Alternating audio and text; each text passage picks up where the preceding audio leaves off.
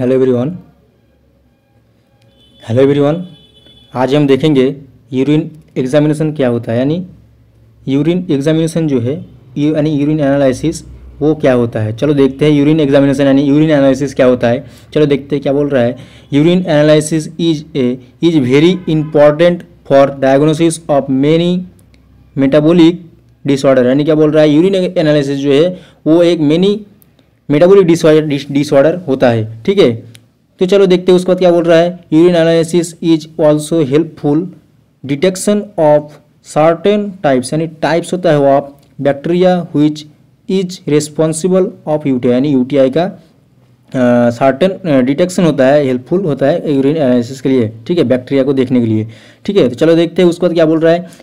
Urine is produced by the kidney, so urine is best sample for the detection और many kidney disease, यानी kidney disease को देखने के लिए और मेनी डिजीज को देखने के लिए ये टेस्ट लगाया जाता है। यूरिन एनालिसिस यानी यूरिन एग्जामिनेशन किया जाता है। चलो देखते उसके बाद क्या बोल रहा है।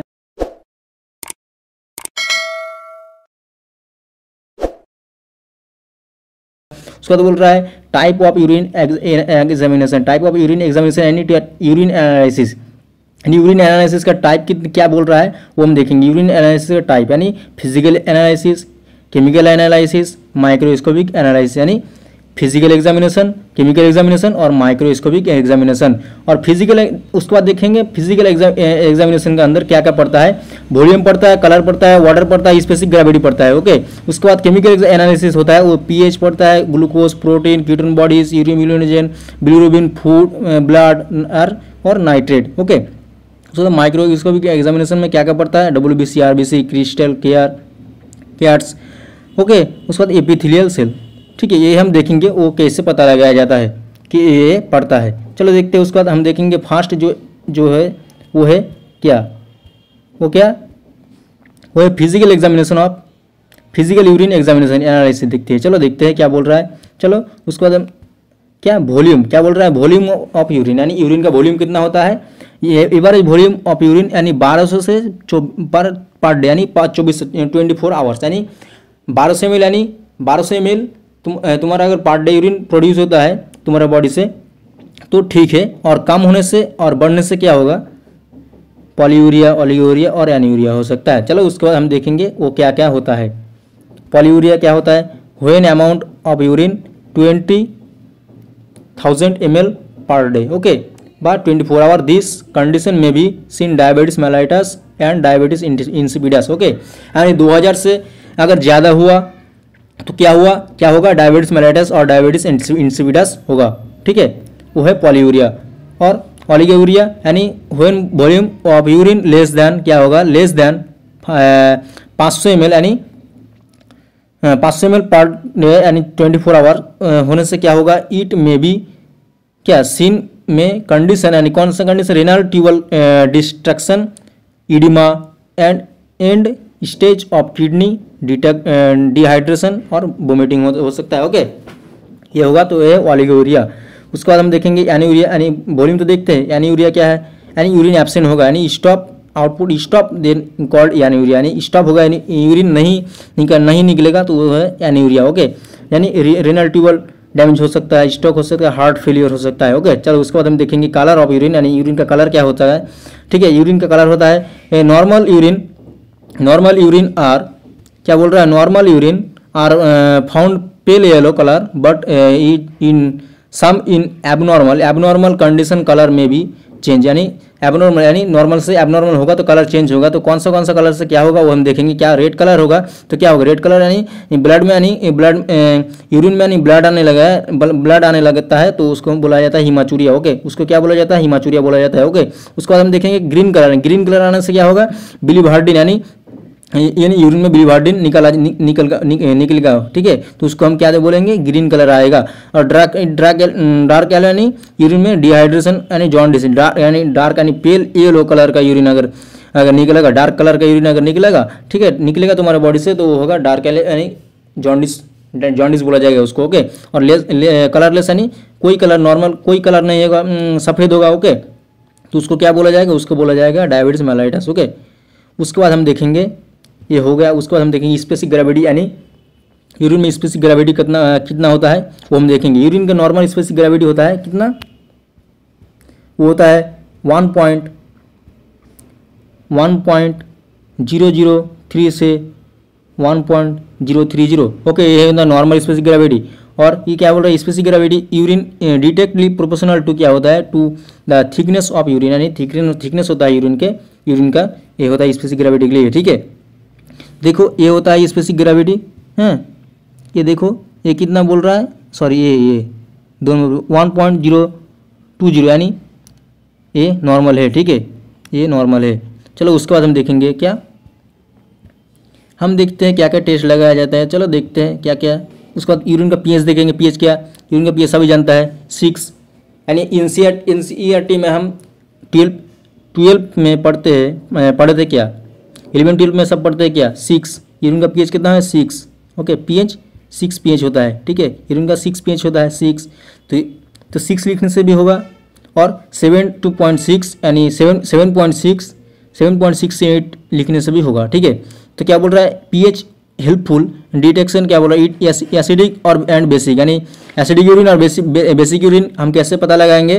देखो ये होता है ग्राफ। ठीक है, ये ग्राफ तुम देख के पता लगाओगा क्या, एसिडिक यूरिन होने से क्या होगा, हाई प्रोटीन डिटेक्ट होगा, लंग्स डिजीज होगा, और अनकंट्रोलेटेड डायबिटीज मेलाइटिस होगा। ठीक है, और अल्कालिन होने से क्या होगा, यूरिनरी ट्रैक्ट इन्फेक्शन होगा, बैक्टीरियल कॉन्टामिनेशन ऑफ यूरिन होगा, हाई डेट क्या होगा, वेजिटेबल एंड फ्रूट्स। ओके, ये होने से।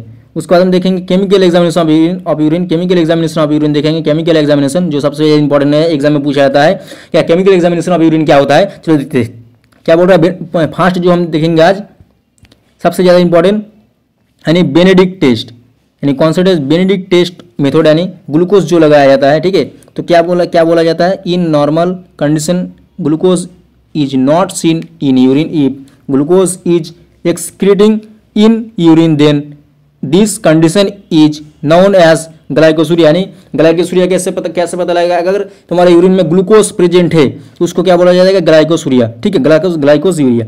उसके बाद प्रोसीड्यूर देखेंगे, take a 5 ml of urine and test tube in a test tube, यानी take a sorry take a 5 ml of Benedict reagent जो है वो तुम टेस्ट ट्यूब में लोगे। उसके बाद तुम ऐड करोगे 8 ड्रॉप यूरिन, 5 ml यूरिन तुम ऐड करोगे। उसके बाद तुम हीट करोगे, कौन सा, तुम उसका heat the must tube under the flame in boiling in the solution in if the glucose is present then colour will present रहेगा यूरिन में कलर। ठीक है, तुम अंडर पोर्शन को हीट करोगे। हीट करने के बाद तुम देखोगे कलर चेंज होगा। कलर चेंज होने से तुम पता लगा यूरिन पॉजिटिव या नेगेटिव, यानी ये रिजल्ट देखोगे। रिजल्ट क्या आएगा, रिजल्ट अगर तुम्हारा यूरिन में ब्लू कलर आएगा तो शुगर नॉट प्रेजेंट, यानी ब्लू कलर आने से तुम्हारा यूरिन नॉर्मल है। ग्रीन कलर आने से क्या होगा, 0.5% शुगर प्रेजेंट। ऑरेंज कलर आने से 1% शुगर प्रेजेंट, और डार्क कलर आने से 2% हाईली शुगर प्रेजेंट रहता है। ओके, सो सल्फोसैलिक एसिड यानी प्रोटीन